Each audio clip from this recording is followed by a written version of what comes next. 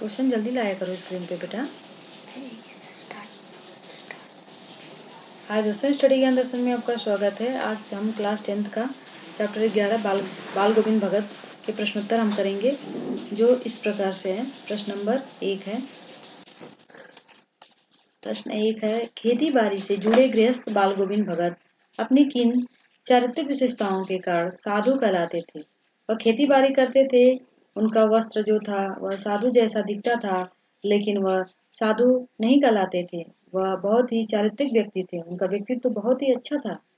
बाल गोविंद भगत बेटा पतोहू से युक्त परिवार, खेती बाड़ी और साफ सुथरा मकान रखने वाले गृहस्थ थे। उनके पास एक पत्नी और उनकी पत्नी नहीं थी, उनकी बहू थी और उनका बेटा था, और उनका साफ सुथरा मकान भी था। फिर भी उनका आचरण साधुओं जैसा था। वह सदैव खरी खरी बातें करते थे। वे झूठ किसी से नहीं बोलते थे। वे किसी वस्तु को बिना पूछे भी प्रयोग नहीं करते थे। खामखा किसी से झगड़ा भी नहीं करते थे। वे अत्यंत साधारण व्यक्ति थे। इनका वेशभूषा भी साधारण था। वे अपनी उपज को कबीरपंथी मठ पर चढ़ावा के रूप में दे देते थे। वहां से जो कुछ प्रसाद के रूप में मिलता था, उसी से अपने परिवार का निर्वाह करते थे। उनके पास बाल गोविंद भगत का एक बेटा था, बेटे की पत्नी थी। बस 3 लोग रहते थे और खेती बाड़ी करते थे। साफ सुथरा मकान भी था, गृहस्थी था। साधुओं जैसे दिखते थे, लेकिन साधु नहीं थे। सबसे खरी खरी बातें करते थे, किसी से झूठ नहीं बोलते थे, और बिना पूछे किसी की वस्तु भी नहीं छूते थे। खाम खा किसी से झगड़ा भी नहीं करते थे। अत्यंत साधारण वेशभूषा में रहते थे। अपनी उपज का भाग कबीर मठ में ले जाकर देते थे।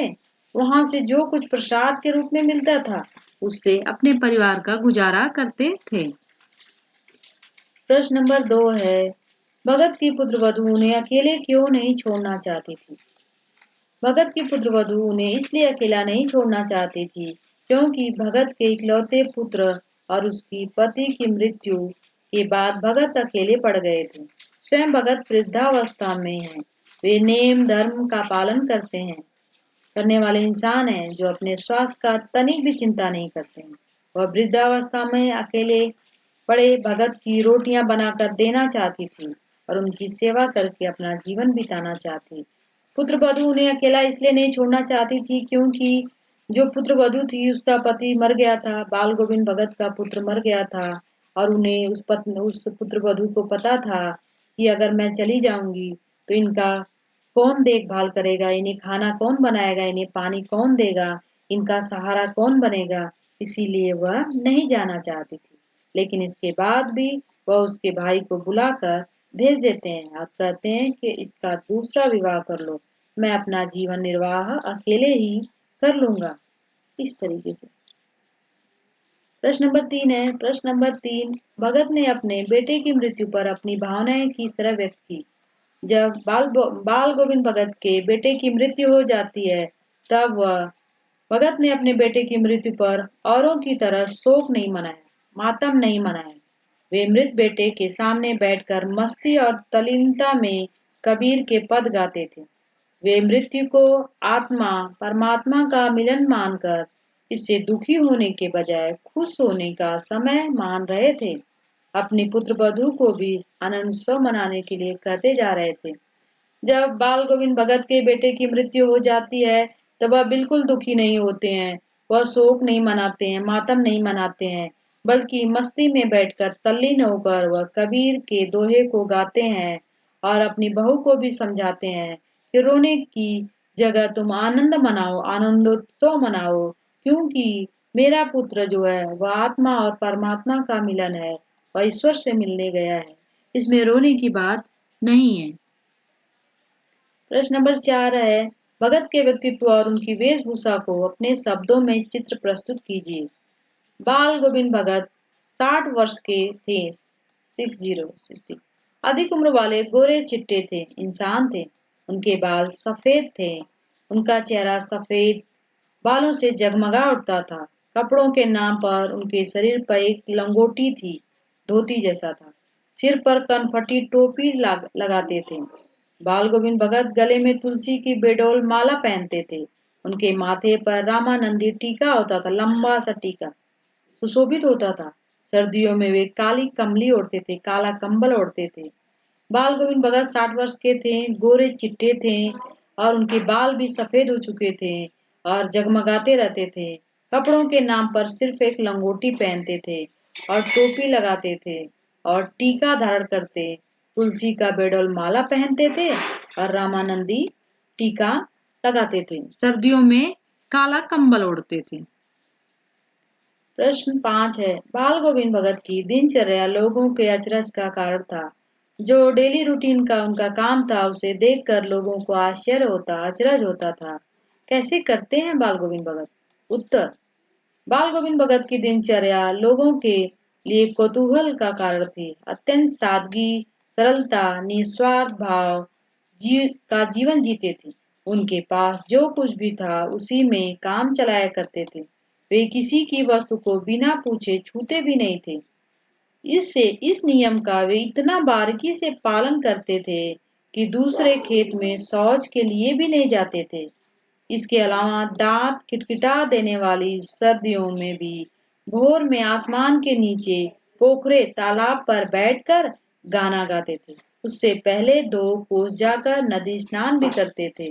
कार्य लोगों के आश्चर्य का कारण था, क्योंकि बड़े सादगी से जीवन जीने वाले, निस्वार्थ भाव के जीवन जीने वाले और किसी के बिना पूछे किसी की वस्तु भी नहीं छूते थे और हर नियमों का पालन करते थे। शौच के लिए किसी के खेत में भी नहीं जाते थे। इतना अधिक ठंडी होने के बाद भी वह सर्दियों में नदी में स्नान करके तालाब के पास आ जाते, पोखरे के पास, और बैठकर संगीत गाने लगते थे। प्रश्न नंबर 6 है, पाठ के आधार पर बाल गोविंद भगत के मधुर गायन की विशेषता लिखिए। उनकी विशेषता थी, उनके गाने की विशेषता थी। बाल गोविंद भगत सुमधुर कंठ से इस तरह गाते थे कि कबीर के सीधे साधे पद भी उनके मुंह से निकलकर सजीव हो जाते थे, जीवित हो जाते थे। उनके गीत सुनकर बच्चे झूमने लगते, नाचने लगते। स्त्रियां ओठ गुनगुनाने लगती थीं, गाने लगती थीं। काम करने वालों के कदम, लय, ताल उठने लगते थे। सभी नाचने जैसे होने लगते थे। भादों की अर्धरात्रि में उनका गाना सुनकर उसी तरह चौंक उठते थे लोग, जैसे अंधेरी रात में बिजली चमकने से लोग चौंक कर सजग हो जाते हैं। वो इतना मधुर, उनका कंठ इतना मधुर था कि कोई भी कबीर का पद वह गाते थे, उसे सुनकर लोग सजीव हो जाते थे और बच्चे झूमने लगते, स्त्रियां गुनगुनाने लगती और सबके कदम उठने लगते। भादों की अर्धरात्रि में जब गाते तो ऐसा लगता कोई बिजली चमक गई उनके गाने की आवाज से। प्रश्न नंबर 7 है, कुछ मार्मिक प्रसंगों के आधार पर यह दिखाई देता है कि बाल गोविंद भगत प्रचलित सामाजिक मान्यताओं को नहीं मानते थे। पाठ के आधार पर उन प्रसंगों का उल्लेख करना है। उत्तर है, बाल गोविंद भगत प्रचलित सामाजिक मान्यताओं को नहीं मानते थे। पाठ के निम्नलिखित मार्मिक प्रसंगों से ज्ञात होता है। भगत ने अपने इकलौते पुत्र के निधन पर न शोक मनाया, न ही उसके क्रियाक्रम का ज्यादा तुल दिया, ना ही क्रियाक्रम को ज्यादा तुलना उन्होंने दिया, महत्व दिया, ना ही निधन पर कोई शोक मनाया, कोई दुख मनाया। उन्होंने पुत्र के शव को स्वयं मुखाग्नि न देकर अपनी पुत्र वधू से दिलवाया। उन्होंने विधवा विवाह के समर्थन में कदम उठाते हुए पुत्र वधू से मुखाग्नि दिलाई और उन्होंने विधवा विवाह का भी समर्थन में कदम उठाते हुए उसके भाई को कहा कि इसको साथ लेकर चले जाइए। वे साधुओं के संबल लेने और गृहस्थों के भिक्षा मांगने का विरोध करते हुए 30 कोस दूर गंगा स्नान करने जाते, उपवास रखते हुए यह यात्रा पूरी करते थे। वह इकलौते पुत्र पे रोते भी नहीं है, उनका शोक नहीं मनाते हैं और पुत्र केशव की मुखाग्नि भी अपनी बहू से दिलवाते हैं और विधवा विवाह को वह नहीं समर्थन में कदम उठाते थे। अपनी बहू को भी उन्होंने उसके भाई के साथ उसे भेज दिया और कहा कि तुम दूसरा विवाह कर लेना। धान की रुपाई के समय समूचे माहौल को भगत की स्वर लहरियां किस तरह झंकृत कर देती थी, उस माहौल का शब्द चित्र प्रस्तुत करना है। कि धान की जब रुपाई, राइस चावल की जब रुपाई होती थी, किस तरीके से होती थी, कैसे गाना गाते थे। आषाढ़ महीने के रिमझिम के बीच सारा गांव खेतों में उमड़ पड़ता, शीतल पुरवाई चलती आसमान बादलों से आच्छादित हो जाता, कहीं हलचल हो जाती, कहीं रोपनी हो रही होती है। बच्चे पानी में भरे खेत में खेल रहे हैं, औरतें कलेवा नाश्ता लिए मेड़ पर खड़ी हैं। इसी समय भगत का कंठ फूट पड़ता और उन स्वरों की गूंज आसपास के लोगों को झूमने के लिए विवश कर देती, नाचने के लिए विवश कर देती। यह सुनकर बच्चे झूमने लगते हैं, स्त्रियां के ओठ गुनगुनाने लगते हैं और गीत की लय ताल अंगुलियां की रोपाई करने लगती तथा कदम उठने लगते। उनके मधुर गीत को सुनकर जो गांव के लोग थे वह बच्चे भी कूदने लगते, खेलने लगते हैं। औरतें जो थी वह भी गुनगुनाने लगती थी उनकी आवाज को सुनकर, और जो रोपनी की जो रोपाई है वह भी कदम तेजी से रोपने लगती थी। रचना और अभिव्यक्ति। पाठ के आधार पर बताएं कि बाल गोविंद भगत की कबीर पर श्रद्धा किन किन रूपों में थी। कबीर को कितना श्रद्धा कितना सम्मान देते थे बाल गोविंद भगत। बाल गोविंद भगत का पहनावा और आचरण कबीर पंथियों जैसा था, वह कबीर जैसा ही पहनावा पहनते थे। कबीर को साहब मानते थे, वह कबीर को साहब मानते थे। उनसे असीम श्रद्धा और विश्वास था। कबीर के प्रति उनकी श्रद्धा निम्नलिखित रूपों में थी। उनका पहनावा कबीर पंथियों जैसा था। बाल गोविंद भगत कबीर जैसा ही पहनावा पहनते थे। उनके गले में तुलसी की माला, मस्तक पर रामानंदी टीका था। रामानंद जो ये गुरु थे कबीर के, वे अपने खेत की सारी उपज कबीर पंथी मठ में ले जाकर चढ़ावे के रूप में दे देते थे। जो मिलता उसी से अपने परिवार का वह गुजारा करते। वे कबीर के समान खरा खरा व्यवहार करते हैं और दूसरे की वस्तु को बिल्कुल भी स्पर्श नहीं समझते थे, छुआछूत नहीं समझते थे। उनका पहनावा कबीर जैसा था। गले में तुलसी की माला थी, माथे पर टीका था रामानंदी, और प्रसाद रूप में जो भी मिलता उनके मठ से वह सब से अपना परिवार चलाते थे। प्रश्न नंबर 10 है, आपकी दृष्टि में भगत की कबीर पर अगाध श्रद्धा के क्या कारण रहे होंगे। उत्तर, मेरी दृष्टि में भगत की कबीर पर श्रद्धा के अनेक कारण हो सकते हैं। कबीर भी घर परिवार के साथ रहते हुए साधुओं जैसा जीवन बिताते थे। कबीर वायडम्बरों से दूर रहकर सामाजिक कुरीतियों पर प्रहार करने वाले थे। यह भगत को पसंद आया होगा।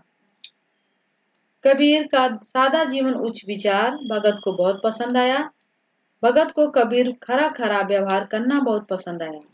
कबीर खरा खरा व्यवहार करते थे। कबीर अपने घर परिवार में रहकर भी जीवन बिताते थे, लिखते थे। कबीर आडंबरों को नहीं मानते थे, कुरीतियों बुराइयों को। कबीर सादा जीवन उच्च विचार जीते थे, इसीलिए सारी चीजें भगत को पसंद आती थी। प्रश्न 11 है, गांव का सामाजिक सांस्कृतिक परिवेश आषाढ़ चढ़ते ही उल्लास से क्यों भर जाता है। आषाढ़ जब बारिश का मौसम आता है, रोपनी आती है। भारत गांवों का देश है। यहाँ 80% जनसंख्या जीवन निर्वाह कृषि पर करती है। 80% लोग गांव में रहते हैं और खेती एग्रीकल्चर पे निर्भर रहते हैं।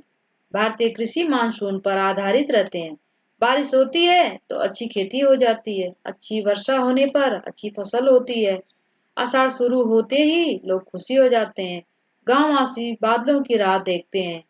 बादलों के बरसते ही वे अपने कृषि कार्यों की शुरुआत करने लगते हैं।